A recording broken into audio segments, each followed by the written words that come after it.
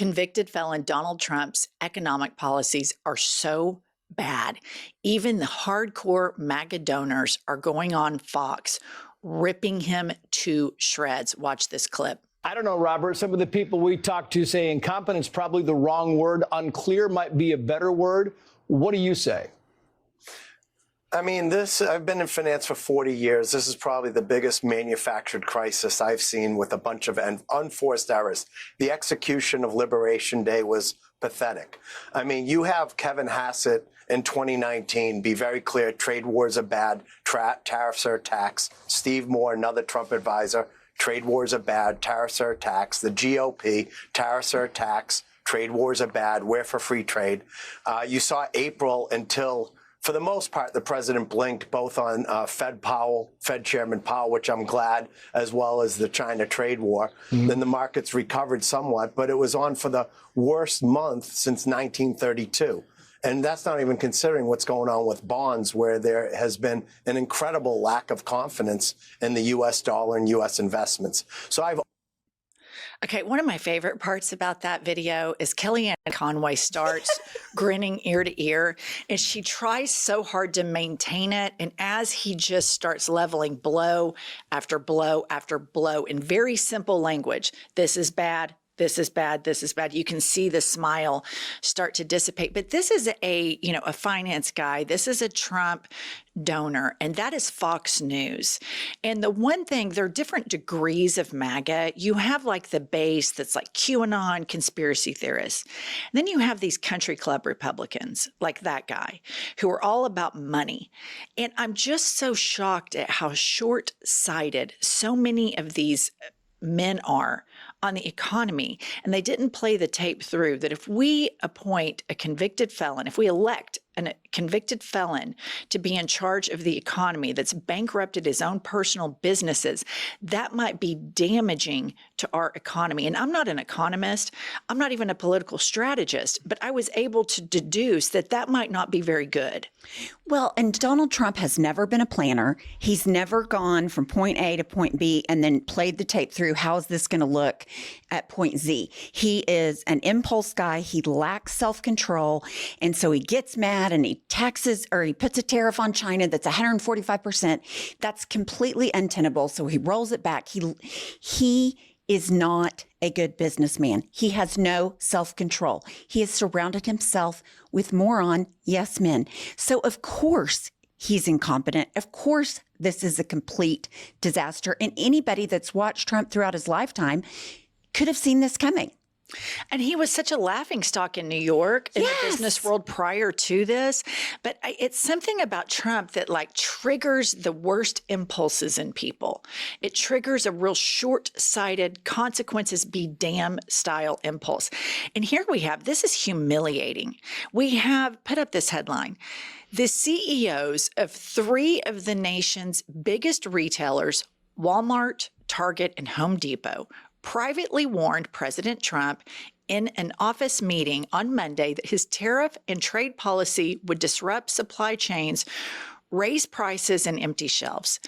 Call me crazy, but I think that the president of the United States that's in charge of the world's largest economy shouldn't have to have the CEOs from Home Depot, Target, and Walmart sit him down and explain to him about tariffs and supply chain issues. Furthermore, the Home Depot guy has been a Republican mega donor his whole entire life. I mean, this guy is just all chips in on what can enrich me, and I don't care about, the rest of the country, just the worst of what Republicanism has to offer.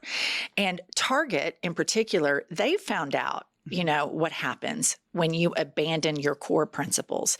And so I think this is just humiliating. And if these 3 CEOs had to sit down with Joe Biden like he was a 2-year-old, like they just had to do with President Trump, Fox News would be in an absolute tailspin. And the way that these MAGA men are able to operate with impunity is just such a nod to how much deference we as a society give rich white men that happen to have a big bank account that we just assume that they're so smart and we just assume they're so competent.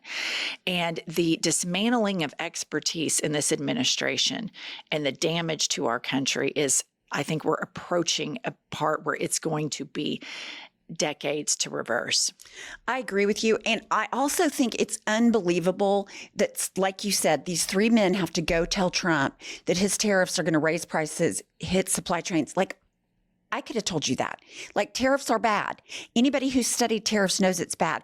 And I wonder if these CEOs, because Trump is so susceptible to superficial flattery and, oh, you're athletic, you're so handsome, if they thought they could manipulate him out of this tariff policy that he's so high on during the election, I wonder if they thought they could manipulate him because he's so easily manipulated.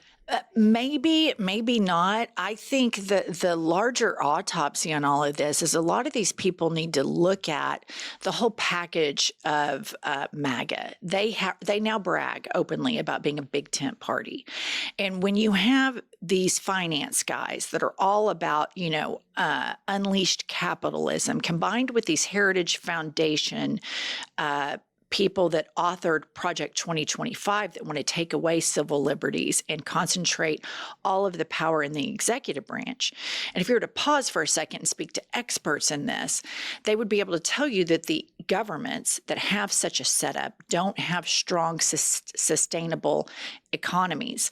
And so I just think that Trump, again, people cave to their worst impulses with this man, and he gives all sorts of a permission structure. And the people who are rah-rah sis-boom-bah capitalism, they are like, oh, shit. Oh, shit. We are so fucked. And so I don't know if at this point, he's so unhinged. I don't know if there's a psychological play with him. Right. Because I think his actions towards the economy have surprised many, because Trump 1.0, his ego was directly tied to the stock market. Now he doesn't give a shit about the stock market. So I think they're all sitting there like, what the fuck? Okay, next up.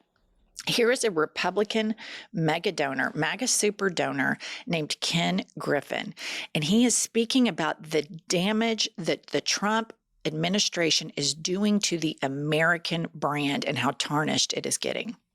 But in the financial markets, no brand compared to the brand of the U.S. Treasuries. U.S. Treasury market, the strength of the U.S. dollar, and the creditworthiness of U.S. Treasuries. No brand came close. We put that brand at risk.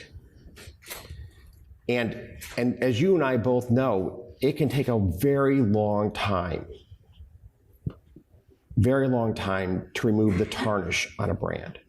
So the president and the Secretary of Treasury and the Secretary of Commerce need to be very thoughtful that when you have a brand, you need to behave in a way that respects that brand, that strengthens that brand.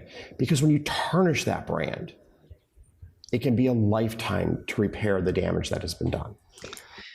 Okay, so I agree with him that the American brand is getting tarnished. And when you talk about the Treasury and that a lot of investors would always park their money in the dollar, it was a safe haven. And Trump is completely dismantling that. And this guy and the other guy that we played and a bunch of other rich, white, Republican donors that have made a lot of money in this country. This is an inflection point. And they can get on here and say Trump needs to be patient and he needs to be measured and he needs to be this. That is rhetoric that the man you're talking about is incapable of doing, nor did he surround himself with anybody who's capable of having a conversation below the surface of what his impulses are. So these business leaders that talk about the American brand, that have profited off of the American brand, have got to get in front of a camera together and say, we screwed up. We bet on the wrong horse. We have all got to come together and have a strong uprising against this president and get him out of office, or the damage will be irreversible. And they're starting to tiptoe. They're getting their toes just barely in the water right now. But it's going to take, the financial sector and then people everyday people like our listeners and our viewers right now to band together to put the pressure on Congress, because we still right now have 3 branches of government, although Congress seems to have abdicated their power to him. But if there's pressure on these Republican politicians from the financial sector and people that backed him, that were mega donors, like that guy that on the Fox and this guy talking about tarnishing the American brand, because deep down somewhere in the psyche of some of these country club Republicans that sit around and freebase Fox News, that American brand thing and that American exceptionalism thing is very important to them. But Fox distracts, and the reason why we see all of these people in the Trump administration on camera all the time is not because they're busy grinding out policy. It's because they're busy with a propaganda campaign. And Fox News falls prey to that propaganda campaign all the time. But these hedge fund guys and these finance guys and Home Depot and Target, they're out in the real world really trying to say, we have these big American companies, we have these big American brands, and you are fucking it up royally. And so I'm glad they're taking baby steps, but they need to consolidate and get a plan very quickly, because this is getting to a point economically, and we haven't even talked about the egregious human rights violations. Right. But that's the point of an autocrat. They throw out all this stuff so that you feel helpless and hopeless. But I do know this. Americans like their money, and Americans like their economy. And these guys have a responsibility to their country and the country that has made them so wealthy to own their mistake in supporting this man, tuck your tail between your legs, and band together and help put pressure on Congress to get this MFer out of office. Yes, I think the pressure on Congress is absolutely what's got to happen, because a lot of these congressmen, they are in fear of Donald Trump and then in fear of the money that can be taken away from their campaigns. And we're talking about people that have a lot of money that could donate to them if they stand up to Trump. But I might even argue that Trump is rebranding. He's attempting to rebrand the United States as an autocracy where you have to come to him. And so all of the gains that we have made, all of the stability, he is rebranding it to be the Trump show. And that should scare every single one of these people, because he's a terrible fucking businessman. I think you're right. I think that's a really good point. He is. He's rebranding everything as being Trump centric. And I think Senator Chris Murphy talks about this, that this is, he wants all of these businessmen to bend the knee to him, right, and say, you know, please help me, sir, please help me. And then Trump gives them, like he did with Apple, he gave them, okay, we're not going to put a tariff on the iPhones, or, you know, so that's what they're looking for. But anyway, that's all we have for this episode. Please subscribe, and we'll see you all later.